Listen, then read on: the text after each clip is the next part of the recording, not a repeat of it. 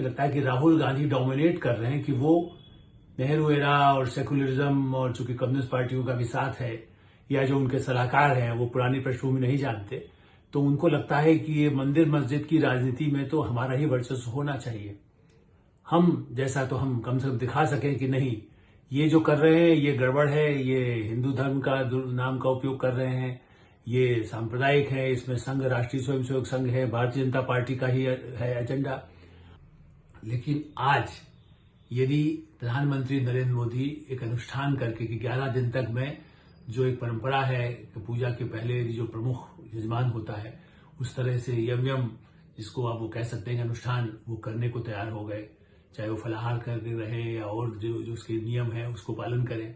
और वहां पर जो उनकी व्यक्तिगत निष्ठा है, मैं इसको ये भी मानता हूं, और साथ में उनको यदि बुलाया गया है ट्रस्ट की तरफ से, तो वो उसमें जो पूजा के लिए आवश्यक जैसे होता है कि भाई आप वहां पर, अब जैसे कांग्रेस के उसमें राहुल गांधी टी शर्ट पहन के जाएं, वो सेवा दल के लोग के हिसाब से तो देखा जाता है। तो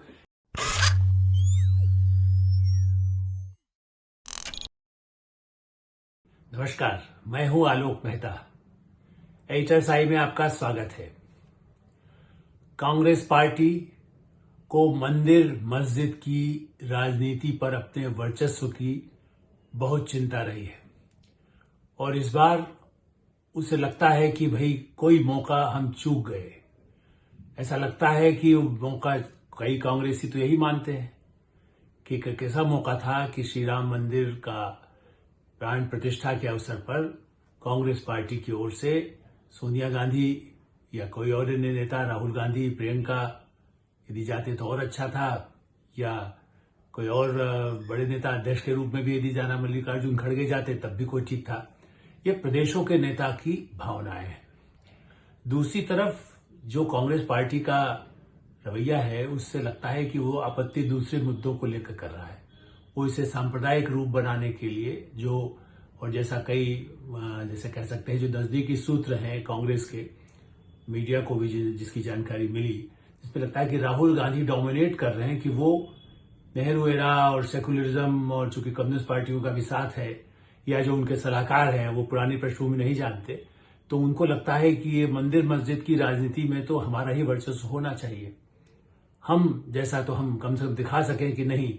ये जो कर रहे हैं ये गड़बड़ है, ये हिंदू धर्म का नाम का उपयोग कर रहे हैं, ये सांप्रदायिक है, इसमें संघ, राष्ट्रीय स्वयंसेवक संघ है, भारतीय जनता पार्टी का ही है एजेंडा। अयोध्या के राम जन्मभूमि न्यास, उसका निमंत्रण है, ट्रस्ट की तरफ से निमंत्रण है, और इसलिए ये नहीं कहा जा सकता है कि ये आयोजन भारतीय जनता पार्टी का था।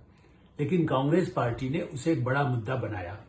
और उसके साथ लालू यादव हो या अखिलेश जी का जो रुख रहा है, या मार्क्स कम्युनिस्ट पार्टी, तो निश्चित रूप से वो तो हमेशा ही मंदिर के ही और मस्जिद के पक्ष में कभी रही नहीं।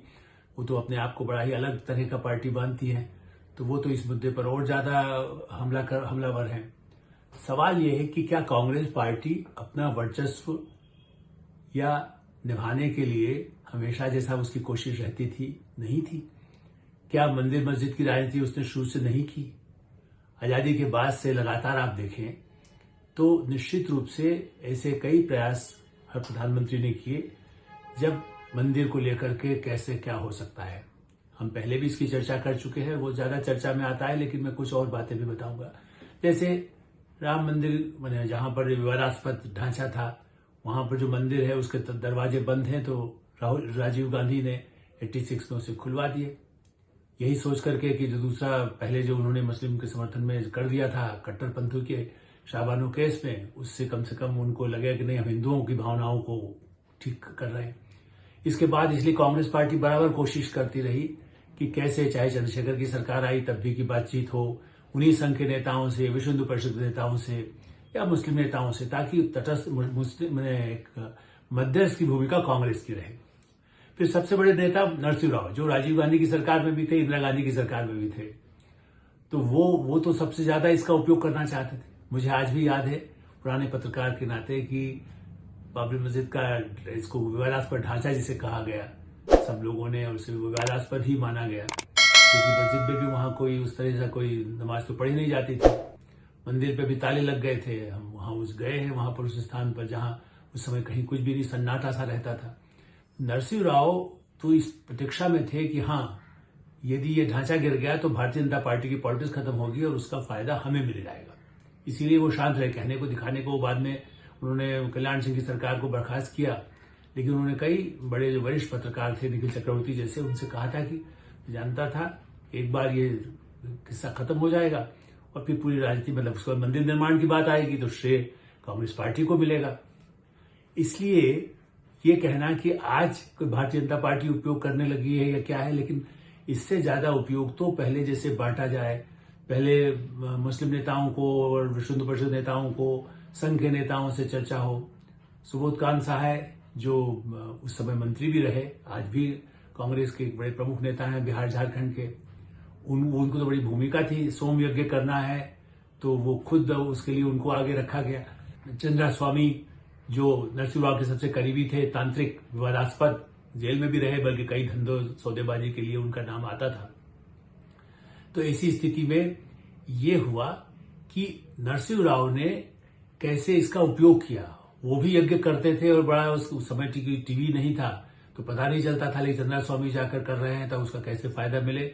उसके बाद में वो उनके समर्थकों से, उसके भाई बड़े धार्मिक है नरसिंह राव, तिरुपति भी जाएंगे, वो दूसरे धार्मिक स्थानों पर जाते थे, उसका उपयोग होता था। उस हद तक मीडिया नहीं था, इसलिए उसकी चर्चा नहीं होती थी। लेकिन आज यदि प्रधानमंत्री नरेंद्र मोदी एक अनुष्ठान करके कि 11 दिन तक में,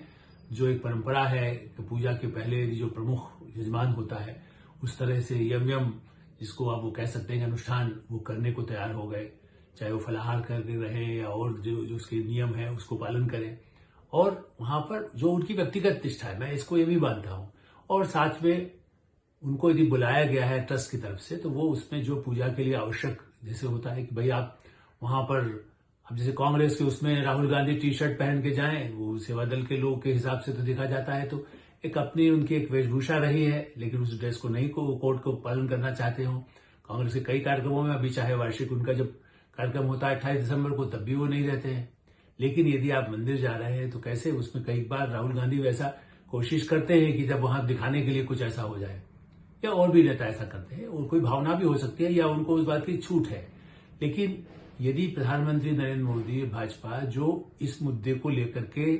दशकों से, मतलब 80 से नहीं 50-60 साल से लगातार इस मुद्दे को घोषित रूप से करती रही, और वो उनको हिंदू होने पर या धार्मिक मान्यताओं को मानने पर उसको छिपाते भी नहीं है।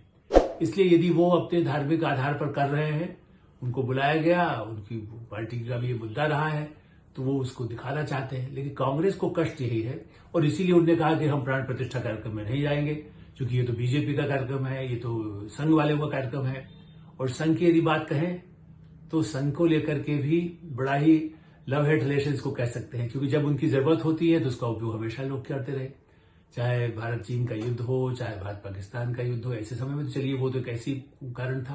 प्राकृतिक विपदाओं के समय में जो राष्ट्रीय स्वयं सेवक संघ काम करती रही, या भारतीय जनता पार्टी, जनसंघ या और अन्य समाजवादी पार्टी के लोग सब काम करते रहे, इसलिए उसको नहीं। लेकिन मेरा तो ये मानना है कि इसके अलावा भी मंदिर मुद्दे पर भी किस तरह से राजीव गांधी के समय में भी बातचीत का दौर चले, उसके बाद या पूर्वोत्तर में यदि मिशनरी में कोई बाहरी तत्व नहीं आते हैं, विदेश के बाहर जैसे वेस्टेड इंटरेस्ट होते हैं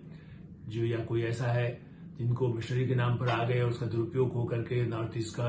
गड़बड़ हो रहा है, धन परिवर्तन हो रहा है, तो उसमें इंदिरा गांधी तक ने संघ के नेताओं से बातचीत करके सहयोग लिया, और इसीलिए वहां हिंदी का उपयोग आज अरुणाचल में पहुंचता है, तो उसके लिए संघ का बड़ी भूमिका थी। तो संघ का जहां उपयोग करोगे, ठीक है, आपातकाल में उन्होंने प्रतिबंध भी लगाया संघ पर,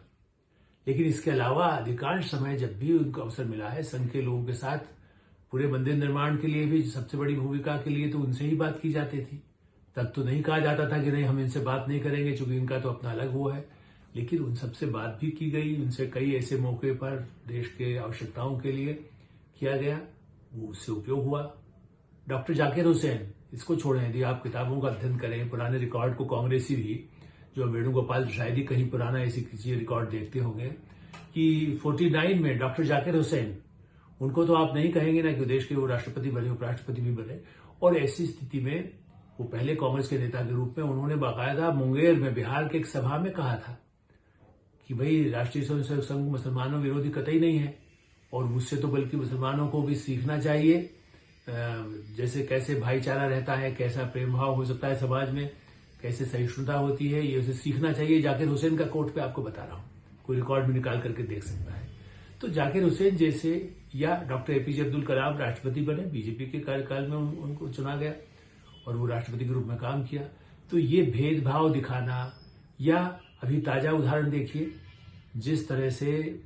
कहना चाहिए कि अल्पसंख्यक मंत्रालय पहले कांग्रेस के पास भी रहा है, लेकिन ऐसा कभी काम नहीं हो पाया कि सऊदी अरब में हज यात्रियों के लिए मंत्री जो स्मृति ईरानी है, बड़ी वरिष्ठ मंत्री है, और उन्होंने जाकर के स्वयं बातचीत की, हज यात्रियों की सुविधाओं को बढ़ाने के लिए वहां समझौता किया, और वो भी अपनी साड़ी वेशभूषा में। उस पर बड़ा ही पाकिस्तान चीख चिल्ला रहा है, उसको भारत के कारण बदल रहा है। ऐसी स्थिति में यदि स्मृति ईरानी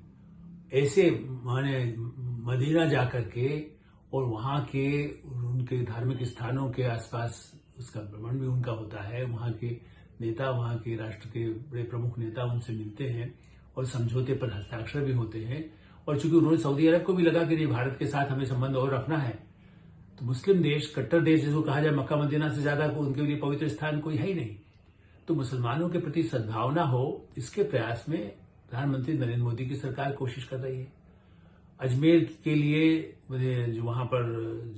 जिसको कह सकते हैं कि उर्स भी होता है, और उनकी दरगाह के लिए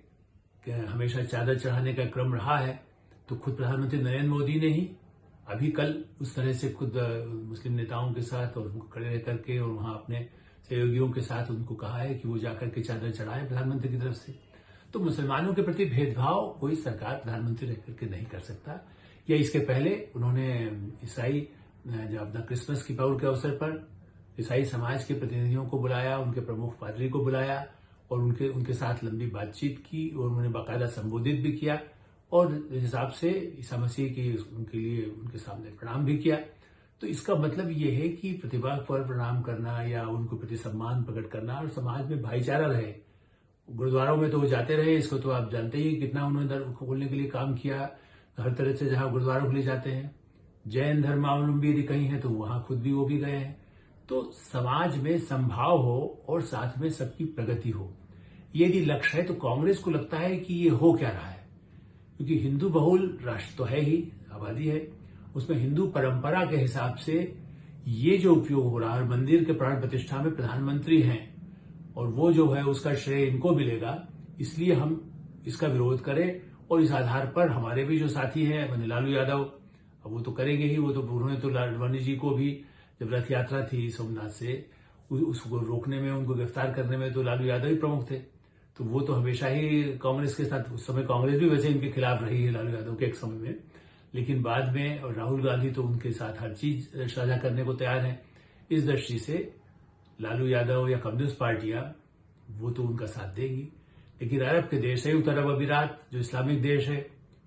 वो बाकायदा बड़े पैमाने पर, उसके राष्ट्रपति भी अभी आए, वाइब्रेंट गुजरात में गांधीनगर पहुंचे, और बड़े पैमाने पर पूंजी निवेश की बात कर रहे हैं। कश्मीर में पूंजी निवेश संयुक्त अरब अमीरात कर रहा है। ईरान के साथ हमारे संबंध है, ओमान के साथ संबंध है, अल्जीरिया के साथ संबंध है, अफ्रीका के देशों में भी जो मुस्लिम राष्ट्र हैं उनके साथ संबंध है। तो वो लोग ऐसा तो नहीं कि नहीं जानते हैं,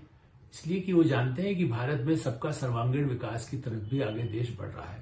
और उसमें जिनकी अपनी मान्यता है, यदि प्रधानमंत्री अनुष्ठान करे या वो नवरात्रि में अपना व्रत रखे, इस पर क्यों आपत्ति किसी को होना चाहिए। उसको आधार ये मान करके कि हम इसलिए विरोध करना चाहते हैं कि इसका उपयोग आप मतदाताओं के बीच में होगा। आप जिस धर्म को, आप जिस परंपरा को, जिस परिवार को मानते हैं, उसके आधार पर यदि वोट मिलता है तो उसमें वोट देने वाला गलत तो नहीं हो सकता है। साथ में यदि उसका विकास नहीं होगा, यदि सड़क नहीं बनेगी, यदि हवाई अड्डा नहीं बनेगा, यदि अस्पताल की सुविधा नहीं होगी, यदि गैस नहीं मिलेगी, यदि अनाज नहीं मिलेगा, तब लोगों की नाराजगी होगी। लेकिन यदि वो सब हो रहा है और साथ में जिसकी अपनी जो आस्था है, वो मंदिर जाए, मस्जिद जाए, गुरुद्वारे जाए, चर्च जाए, कहीं पर भी उसकी मान्यता हो, उसके साथ उसे निभा सके, यही लोकतंत्र की शक्ति है। तो मेरा ख्याल है कि कांग्रेस ये वर्चस्व की लड़ाई लड़ रही है। देखना है कि उस गठबंधन में उनका ये प्रचार अधिक कारगर होता है, या प्रधानमंत्री नरेंद्र मोदी को जो अभी समर्थन दिखाई दे रहा है और जो तरीका उन्होंने अपनाया है, उसका फायदा उन्हें मिलेगा। एचएसआई में हम यही विराम देते हैं। आप एचएसआई को सब्सक्राइब करें, लाइक करें, अपने मित्रों के ग्रुप में भेजें, और आपकी अपनी कोई राय हो तो उससे भी हमें अवश्य अवगत कराएं। धन्यवाद। नमस्कार।